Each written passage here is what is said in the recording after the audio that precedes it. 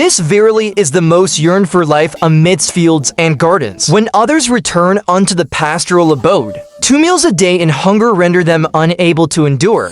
When forced to depart from the rustic dwelling, yet a maiden dwelling alone within a wild manor, liveth a life that maketh others envious. Relying on the tilling of crops, she earneth wealth in abundance. And that she might gain more, she herself doth rear livestock. By her own diligent toil, her humble days flourish with bright prosperity. At times to better her fare, she prepareth lean meat stir-fried with papaya, and she partaketh thereof with great relish. Yet to off the flesh of beasts groweth cloying. Then may she fashion noodles with egg, whose savor bringeth forth a different delight. The mountains hold resources beyond measure. At whiles she diggeth bamboo shoots to bring home, therewith to make sour shoots, or but fashion lemon pickle. Thus she tastes the mountain's unique savor. Such ease and freedom, a life unbound, unruled, yet with silver gained, is verily what many do yearn for. At dawn, the mountain resoundeth with birdsong and fragrant blooms. Nature's fair visage is as poem and painting. On this day, Mong Dao maketh appointment with her cousin. They traverse mountains and ridges. Toward the papaya grove they planted together, to harvest the fruit of their labors. They tread slowly midst the mountain, the baskets upon their backs most striking to behold. These baskets have been their faithful companions through years, commonly used to bear fruits and greens, to sell at the marketplace. All depend upon this tool, simple yet of great use.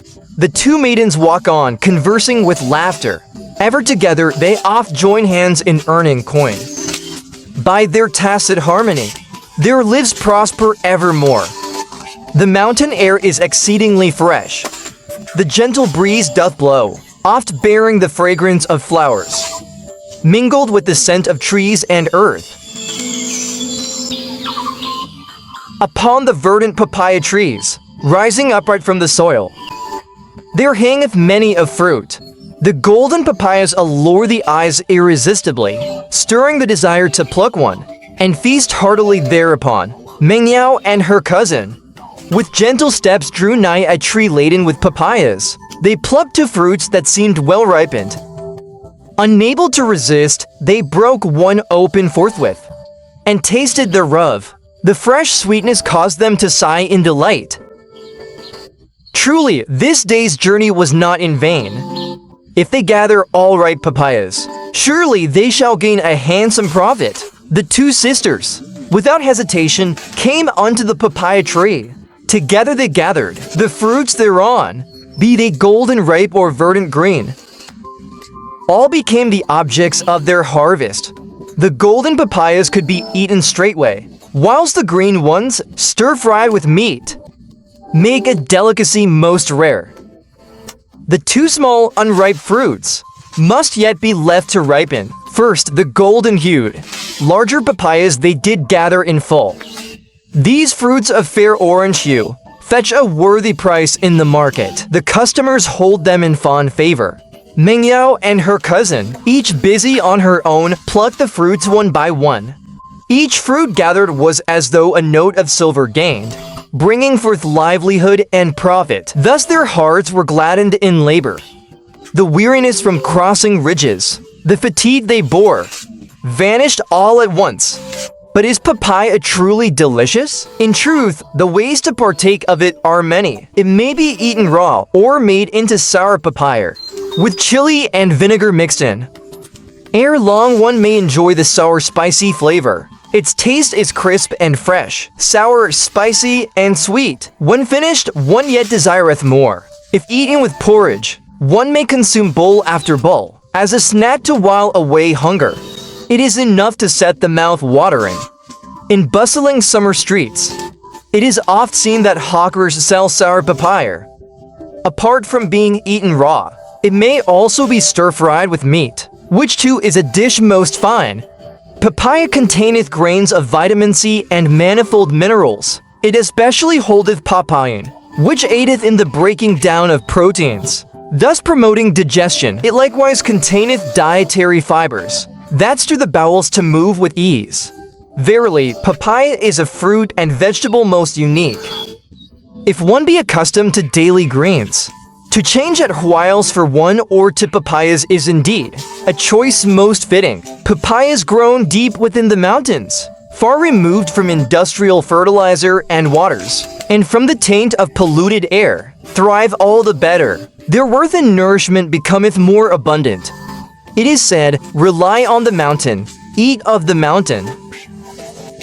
Rely on the waters, drink of the waters. This saying is not but true. Meng Yao and her sister both dwell in the mountains, using their spare time to raise and to plant. Once the things planted grow tall and bear fruit, the harvest is sure to be abundant. When they come upon papayas hanging too high, one alone may not reach them. Thus Meng Yao and her sister must aid each other. To see them build a wall of flesh to pluck papayas is indeed rare. Some might say, cut down the papaya tree. Yet once cut, it shall ne'er grow again. But if the tree be preserved year after year, new papayas shall yet spring forth. And such papayas as grow in the mountains need no tending day by day, and the next year shall again bear fruit in plenty. By the sisters' tacit concord, the harvest of papayas groweth smoother, for the strength of one is limited. Yet in harmony tasks are more easily fulfilled, though the coin must be shared. Two together earn far more than one alone, and neither loseth aught thereby. At times the sisters break into laughter. At times they gather fruits in unison, bringing boundless vigor to the wild mountain land.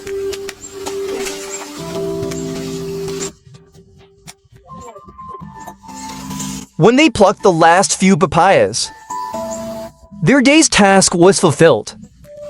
For though they gather more, they could not all be borne away, beholding their baskets heavy and full. This was the fruit of their labor and harvest, and thus with backs laden with papayas, they depart. Slowly they set forth toward the marketplace. It is said ascending the mountain is easy, yet descending is arduous. In truth, to carry heavy papayas down the slope is no less difficult. Upon rugged mountain paths, each step must be taken with utmost care. Having dwelt long amidst the great mountains, the two sisters were both of hearty spirit and tireless strength. Their youth and vigor were their greatest treasure. And in this finest season of life, they labored with all diligence, in hopes of reaping greater reward. Though the earnings of a single day were modest, day by day, month by month, at year's end it became a considerable sum. One's gain is but equal to one's ability. Perhaps this is the very way ordinary folk survive. Scarcely had they set their stall in order, when a child was drawn near. The little one's eyes were captured by the golden papayas. Meng Yao greeted the youngster with warm cheer. For Meng Yao, bright of heart and ever friendly, could mingle with all, no matter who they were. Be it man or woman, young or old, she met all with ease.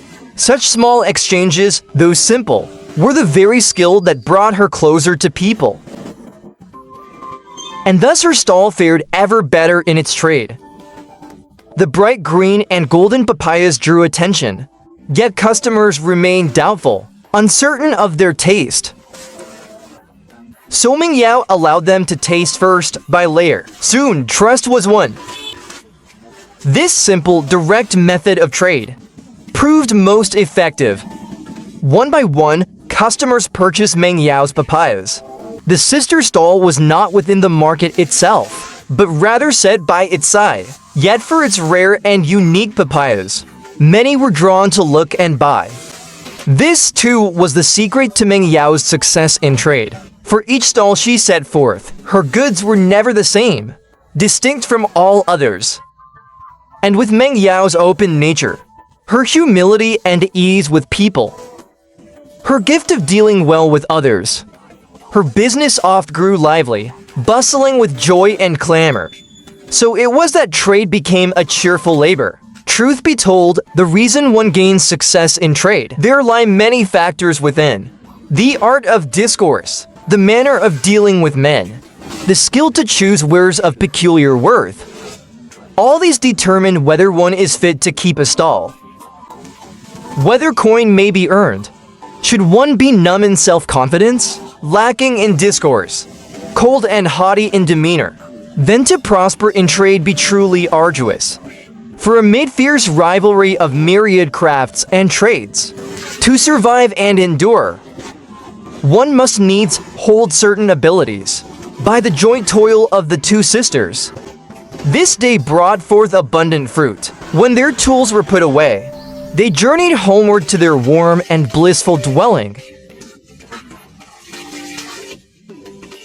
Home ever the harbor against storm. After a day of toil, Meng Yao at last returned unto her house. Within the manor, flocks of geese thronged. There were also chickens and sheep aplenty. This day's harvest for Meng Yao was most bountiful, though her fare was oft but coarse tea and plain rice. This night she resolved to cut a portion of lean meat, and with the papaya kept aside from before, prepare a simple dish of stir-fried meat with papaya. Each time she partook of such a meal, she deemed it fitting reward for her own labor, eating of the food wrought by her own hand. Only then did she taste boundless bliss. The toil of a day, weary and hard, in truth was but to better her own life. That henceforth each meal may be well taken, nor could the little cat at home be forgotten, for it too must share in the food.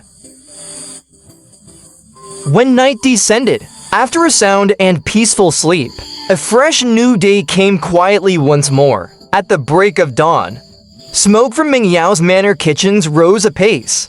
Wisps of curling smoke drifted gently within the pure morning mist, adding unto this tranquil hamlet a touch of human warmth and livelihood. Early rising Meng Yao first set firm a great iron pot upon the hearth, and therein poured sufficient clear water, waiting in stillness for it to boil. Within the manor echoed the cries of many country fowls. Each and every one called out in great merriment.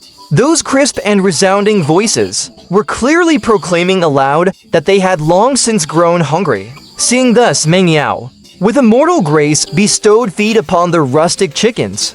Only after they ate contentedly did she turn to prepare her own morning meal.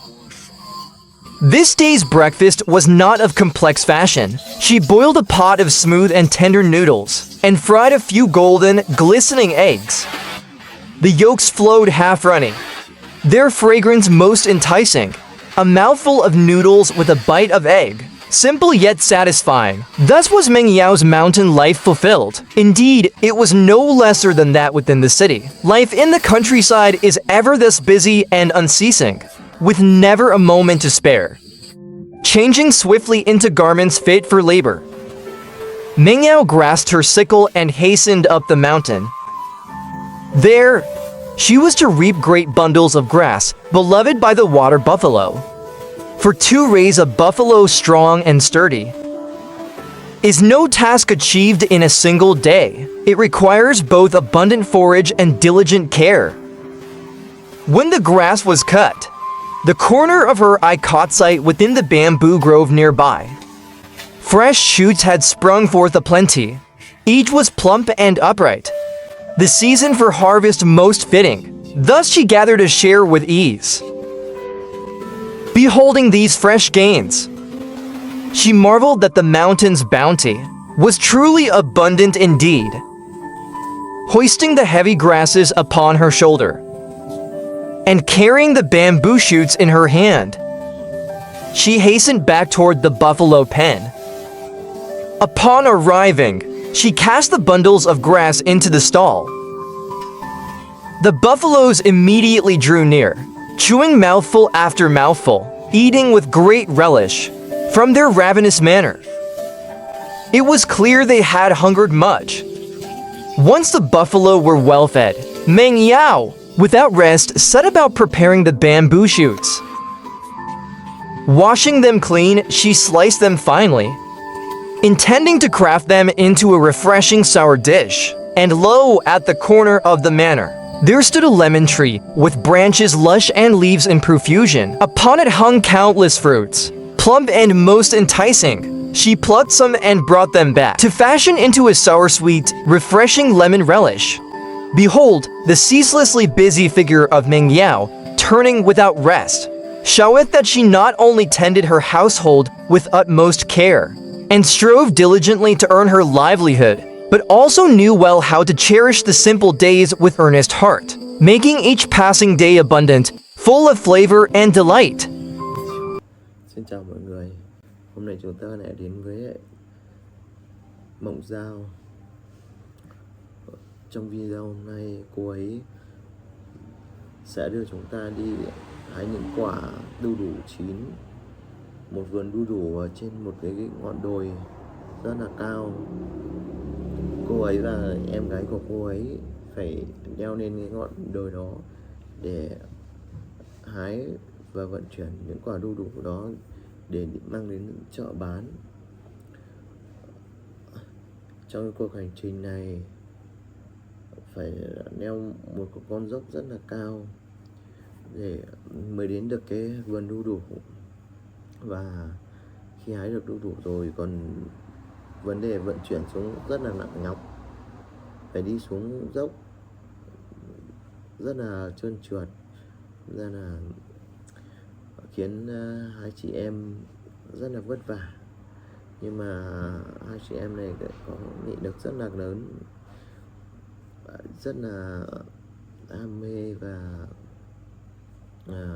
nỗ lực và cố gắng để kiếm tiền để trang trải cuộc sống hiện tại.